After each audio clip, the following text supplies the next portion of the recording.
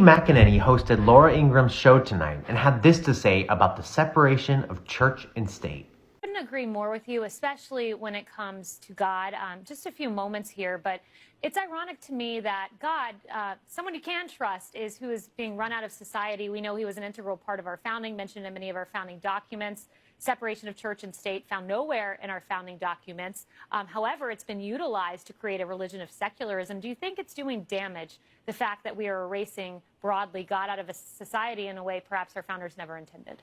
There's no question about it, Kayleigh. You see this erosion of this spiritual foundation of our country as a direct consequence of those who are trying to erase God from just about every facet of our public lives. This is one of the main reasons why I chose to leave the Democratic Party, because I saw increasingly how not only were they trying to erase God from or any mention of God, or attacking people of faith, attacking people of spirituality, especially Christians.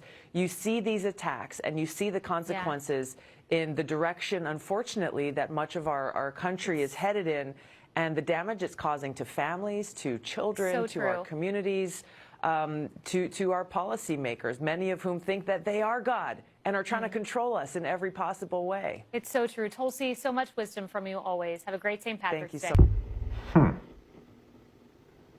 Kayleigh, let me give you a refresher of the first words of the First Amendment. You know, the amendment that comes before the second one about the guns. Congress shall make no law respecting an establishment of religion. That's pretty clear to me. And secularism isn't a religion. But you knew that, right? And literally no one is trying to erase God from anything. But also, which God are you talking about? The Hindu God? The Muslim God?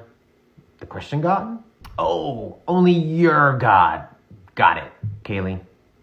America is not a Christian nation. It is a nation in which you are free to be Christian.